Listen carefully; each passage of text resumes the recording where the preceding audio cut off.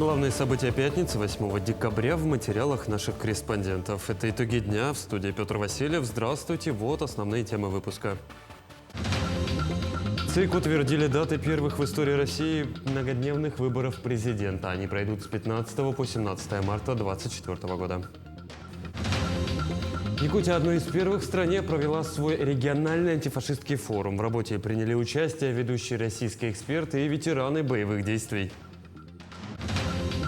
Шаг в будущую профессию. Более 90 экспертов из разных областей оценивали научные и инженерные таланты студентов в Якутске. В столице республики продлили карантин по гриппу и ОРВИ для учащихся с 1 по 8 классы. Школьникам придется учиться дистанционно еще почти неделю. Наличие сертификата, морозостойкий пластик и защита от влаги. В МЧС рассказали, как правильно выбрать новогодние гирлянды. Центральная избирательная комиссия России официально утвердила трехдневное голосование на президентских выборах. Россияне будут выбирать президента страны 15, 16 и 17 марта, сообщила глава комиссии Элла Памфилова. Она отметила, что трехдневное голосование становится традиционным для России. По заявлению главы ЦИК, этот формат голосования оказался удобным для избирателей. Также ЦИК принял календарный план по президентским выборам. До 1 января кандидатов могут выдвинуть партии с самовыдвижения до 27 декабря. Более 10 тысяч километров автомобильных дорог планируют открыть этой зимой в Якутии. Так, по республике уже разрешили проезд по 19 ледовым переправам с грузоподъемностью от 3 до 10 тонн. По направлению Якутск-Нижний Бестях ледовую переправу Хатас-Павловск планируют открыть 11 декабря, а по маршруту Кангалас-Сотинцы 25 декабря. Затем постепенно начнут повышать грузоподъемность. По состоянию на сегодняшний день, на 8 декабря, у нас открыты автоземники 1981 километр из 10,5 километров. Это в основном у нас открыты автоземники, это по казенному предприятию «Дороги Арктики» в арктических и северных районах, автоземник «Арктика», Усть-Куйга, Депутатский, Верхояние и по автоземнику «Арктик» в основном открыты, и Батамай-Сегенкёль. Тем временем рабочие занимаются обустройством переправы Хатас-Павловск. Очищают будущие полосы для движения от торосов и укрепляют лед. На данный момент работы по обустройству ледовой переправы ведутся с двух сторон берегов. Дорожники с помощью мотопомпы искусственно наращивают ледяную трассу. Общая протяженность автоземника более 20 километров. В данное время производится намораживание льда. Сейчас на торосах, на фарватере пока до 3 тонн толщина льда не соответствует, поэтому производится намораживание льда. Думаю, в ближайшее время, как толщина наберется, и откроем переправу. Но с открытием ледовой переправы Хатас-Павловск с 11 декабря трансфер пассажиров поезда из Якутска до железнодорожного вокзала Нижний Бестях будет выполняться на автобусах. Отправление в 14:30 с автовокзала Якутска. Стоимость трансфера составит 1000 рублей. Карантин для учеников с 1 по 8 классы школ столицы республики продлили до 13 декабря из-за активности гриппа. Об этом сообщила начальник управления образования столицы республики Мария Петрова. Она отметила, что карантин продлен решением комиссии с участием Роспотребнадзора и Минздрава Якутии. Цитата: «Есть снижение уровня заболеваемости ОРВИ, но грипп пока активен. Поэтому просим всех заниматься профилактикой, беречь свое здоровье в преддверии новогодних детских мероприятий, которые очень хочется провести», заключила Мария Петрова. В России ежегодно 9 декабря отмечается Международный день борьбы с коррупцией. Проявления коррупции оказывают негативное влияние на все сферы жизни общества и государства. Предотвращение коррупции, а также принятие мер по ее профилактике являются одними из приоритетных направлений в сфере государственной политики. За текущий год в республике было выявлено более 200 преступлений коррупционной направленности. Из них каждое второе связано с фактами взяточничества. Статистика данных преступлений увеличивается. В этом году подобных было выявлено больше на 21%. В текущем году по фактам взяток, получения и дачи взяток уголовные дела возбуждались как в отношении руководителей бюджетных учреждений, в отношении выборных должностных лиц органов местного самоуправления, государственных служащих, работников здравоохранения и образования. В целом, следует сказать, что вообще работа борьбы со взятками – это системная работа, которая ведется на постоянной основе органами правоохраны. И это результат, конечно, работы правоохранительных органов в целом. Антифашистский форум стартовал сегодня сразу на 2 площадках. Параллельно с Якутском широкий круг экспертов собрался и в Москве, в якутском постоянном представительстве. Своим мнением на тему поделились журналисты федеральных медиа, общественники, представители разных регионов России, религиозных конфессий, волонтеры, а также молодое поколение, студенты и кадеты. Спикеры подчеркнули важность подобного форума и его уникальность. Ну и напомню, Якутия, одной из первых в стране на таком высоком региональном уровне, обратилась к антифашистской проблеме и путям ее решения. Якутия проявила большой патриотический подвиг, я могу сказать прямо так, организовав на республиканском уровне антифашистский форум.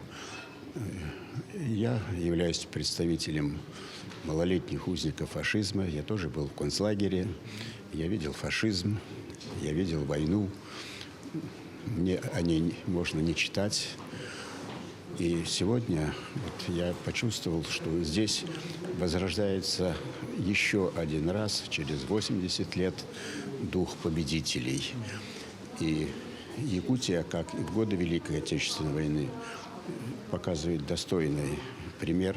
Как специалист по информационно-психологическому противоборству, я могу сказать, что проявление любви тыла к фронту и фронта к тылу – это залог нашей победы. Чем больше у нас будет невидимых связей, невидимых нитей, которые связывают воедино всю нашу большую страну, тем будет ближе победа. Тем временем в Якутске завершился первый республиканский антифашистский форум. На площадке собрались ветераны боевых действий и специальной военной операции, представители общественности, волонтеры и все те, кому не безразлична судьба государства. Все участники форума уверены в одном – угроза распространения фашизма реальна и может выйти за пределы Украины, и главная задача общества – не допустить этого и приложить все усилия для борьбы с нацистской идеологией. Подробности расскажет Александр Хавренко. Современный фашизм скрывается за множеством обличий, и главная задача современного общества – вовремя разглядеть коричневую угрозу и пресечь ее распространение. Современный фашизм выглядит немного под другим именем, его подают нам под другим соусом, под другими девизами, а смысл остался один и тот же. И мы должны, во-первых, сами поддерживать в себе память. Второе, мы должны молодому поколению донести, чтобы те попытки Запада, которые хотят исказить историю, чтобы они не прошли. Жители Донбасса первыми почувствовали на себе последствия фашистской идеологии. Долгих 8 лет их пытался подчинить себе киевский режим. Именно поэтому форум, проходивший в Якутии, так важен для тех, кто живет за тысячи километров в Донецкой и Луганской народных республиках, в Херсонской и Запорожской областях. Сегодня на этом форуме, знаете, прозвучала эта правильная связка нашего понимания в республике и того понимания, которое есть в 6-часовых поясах от Донбасса. Да? Понимание того, что да, действительно, нацизм сегодня существует, он проявляется в самых крайних формах, он сегодня вырос на той территории, которая в свое время пострадала от фашистской Германии, то есть в которой фашизм просто в свое время катком прокатился. И важно, что у республики есть понимание, важно, что у республики есть традиции антифашистского движения. Бороться с фашизмом можно не только на поле боя с оружием в руках, но и в тылу, противостоя чуждой идеологии и информационной войне. Конечно же, очень важно сегодня победить и на поле войны, и очень важно победить на информационном поле. Потому что сегодня Запад делает ставку на подрыв нашей страны изнутри, делает все, чтобы подорвать единство нашей страны.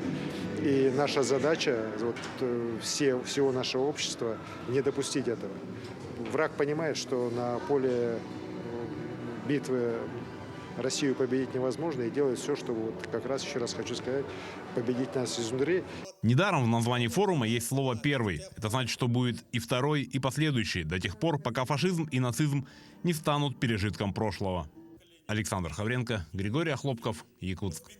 В Ленске продолжается подключение к газу частных домов. На данный момент газ подведен к 92 домовладениям. До конца года планируется подвести голубое топливо еще к 10 домам. Программа реализуется с опережением. В плане на этот год было рекомендовано газифицировать 84 домовладения. Продолжается и выплата материальной помощи ленчанам, которые решили подвести газ к своим домам. Как и прежде, она составляет 150 тысяч рублей. В этом году ее получили уже 14 жителей. Со следующего года в программе добавилась еще одна категория жителей частного сектора, которые могут претендовать на материальную помощь. Это инвалиды второй группы. В 2024 году у нас по программе социальной газификации будет подключено 2 наслега. Это Бичинчинский наслег и Салтыкельский наслег. Значит, газораспределительные сети к данным населенным пунктам уже подведены. Сейчас проводится работа с населением. Прорабатываем вопрос с людьми, оказанию единовременной помощи. То есть в следующем году у нас будет 3 муниципальных образования. Это город Ленск, Бичинчинский и Салтыкельский наслег, которые у нас будут проходить по социальной газификации. До Нового года осталось чуть меньше месяца. Самое время строить планы на новый 24-й и поторопиться с подарками родным и коллегам. А помочь в этом могут решения Промсвязьбанка. Тему продолжит Марфирина Алексеева.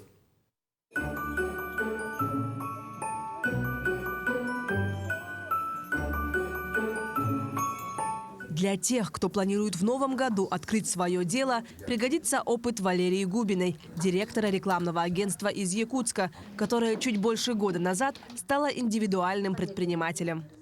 Специалисты банка помогли мне бесплатно зарегистрировать предприятие, открыть расчетный счет, оформить электронную цифровую подпись и подключили эквайринг. И все это в одном окне. В помощь предпринимателям у ПСБ есть цифровое решение – бизнес-ассистент «Катюша» в ВК-мессенджере. С его помощью можно проводить платежи и выставлять счета. Он круглосуточно консультирует по юридическим и налоговым вопросам. Удобно, что управление бизнесом всегда под рукой в мобильном телефоне. Зарплатный проект, открыть расчетный счет дополнительный, кредитную карту можете заказать. Моя бухгалтерия предоставляет при УСН бесплатно. Счет по 44-му федеральному закону, светофор, проверка контрагентов.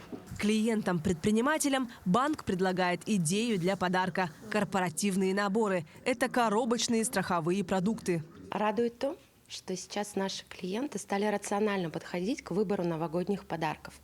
Вот, к примеру, один из наших клиентов для своих сотрудников оформил коробочное страхование к Новому году с заботой о здоровье своего коллектива.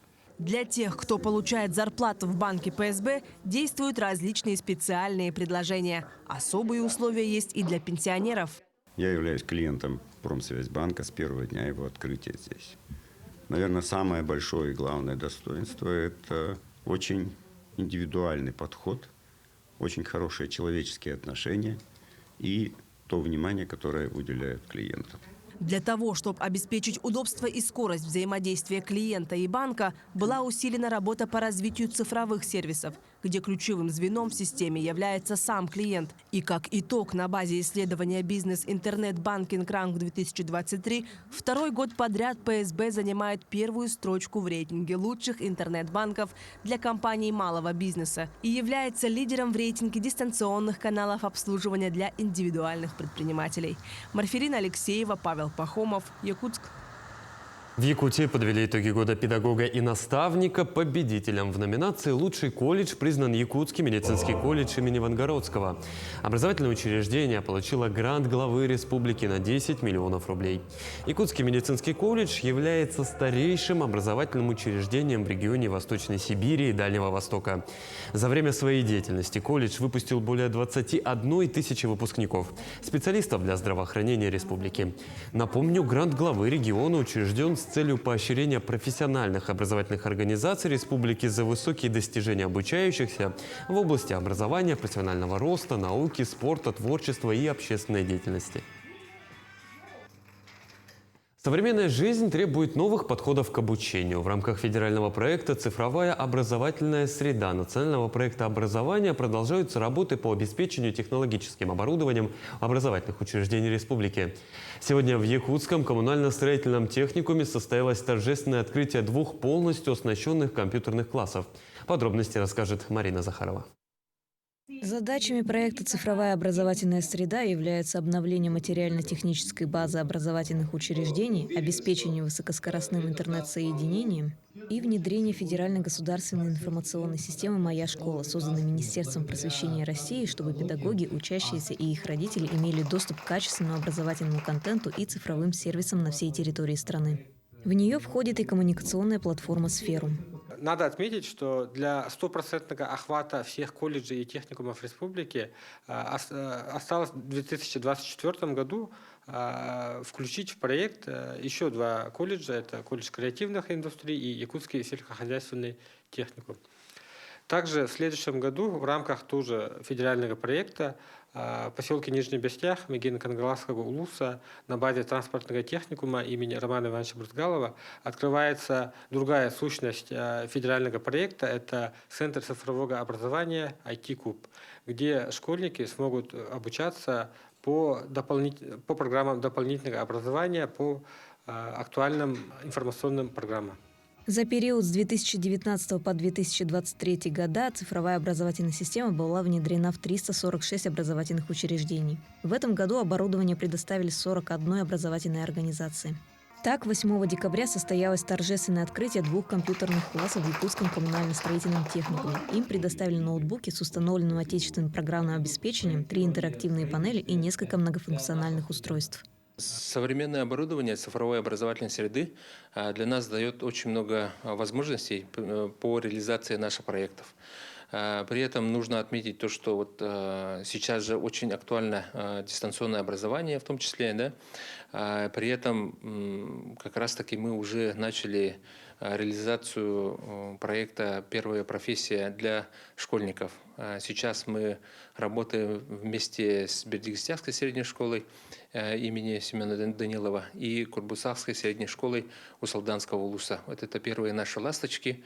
А потом мы в планах еще расширить географию. Евгений Попов также отметил, что в наше время во все отрасли активно внедряются новейшие технологии и как важно знакомить и учить с ними работать студентов, чтобы выпускники обладали всеми необходимыми навыками, которые будут полезны в их профессиональной деятельности. Также в дальнейших планах техникума обустроить мастерскую по BIM-технологии, информационному моделированию зданий и сооружений, которая позволит уже на этапе проектирования видеть все нюансы и проблемные моменты проекта. Марина Захарова, Семен Семенов, Якутск. Шаг в будущую профессию. Под таким названием состоялся 17-й форум научных и инженерных талантов среди студентов. Мероприятие посвящено 70-летию Вячеслава Штырова. Прошло оно на базе Якутского колледжа связи и информационных технологий. Работы и проекты участников оценили более 90 экспертов из разных областей науки со всей республики. Как прошел форум и какие проекты представили конкурсанты, расскажет моя коллега Даяна Федорова. В оргкомитет конференции поступило порядка 2700 заявок, из которых было отобрано около 600 участников из 245 образовательных организаций республики. В рамках финального этапа состоялись научные симпозиумы, секции и выставки инженерных проектов. Как отмечают и сами участники, и эксперты даже, да, вот, в этом году качество вот, само проведения оно повысилось, и работы студентов стали достаточно уже углубленнее, качественнее, и, конечно, вот с исследованиями они стали очень интересные. А вот сами участники, они тоже, да, вот более раскрепощены, как я вижу, и более такие, ну, тоже требовательность, скажем, да, вот понимают, принимают, и работы тоже более такие по фестивалю, если смотреть, тоже более ярче, так и красочнее. Самым ярким событием стал фестиваль молодых модельеров и дизайнеров. Участники представили различные модные коллекции и украшения ручной работы. Фестиваль прошел по нескольким направлениям: графический дизайн, одежда прет-а-порте, авангард и другие. Есть очень хорошие профессиональные работы. Ну, я помню, раньше на конкурсах обычно все смешивали, все. И это путало и участников, потому что они сами не знали, особенно вот если школьники, неподготовленные ребята, они вообще не понимали, над чем они работают, и вообще не различали, там, какие виды одежды, назначением и прочее по направлениям. И вот сейчас вот разделение – это очень хорошо, как для оценивания для нас, так же и для самих участников. Жанна Гуляева вместе со своей одногруппницей Ольгой Мандаровой создали модную коллекцию под названием «Хэкстег». Они признались, что шить начали только на первом курсе, поэтому в начале создания коллекции сложности возникли с лекалами, чертежами. Однако, благодаря тому, что им помогали их одногруппники, с заданием справились быстро. Вдохновились мультсериалом «Аркейн». И в сериале «Хэкстег» — это магический артефакт, с помощью которого создаются свои идеи. То есть мы создали коллекцию, чтобы воплотить свои идеи, получается так. И на коллекцию ушло около 3-4 недель, начиная с эскизов и заканчивая пошивом изделия. Эскизы мы создавали с моей одногруппницей Мандаровой Ольгой и отшивали всей группой. Двое лучших участников будут выявлены экспертным советом и направлены для участия в 2 масштабных мероприятиях – Всероссийской научно-инновационной конференции «Открой себя ученого» в Санкт-Петербурге и Международном форуме научной молодежи «Шаг в будущее», который пройдет в Москве. Даяна Федорова, Павел Пахомов, Якутск.